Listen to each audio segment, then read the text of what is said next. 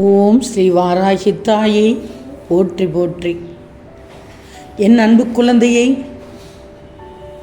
என் வாழ்க்கையில் துன்பங்கள் மட்டுமே வந்து கொண்டிருக்கிறது தாயே என்று புலம்புகிறாய். வாழ்க்கையில் ஏற்றம் இறக்கம் வருவது இயல்புதான்.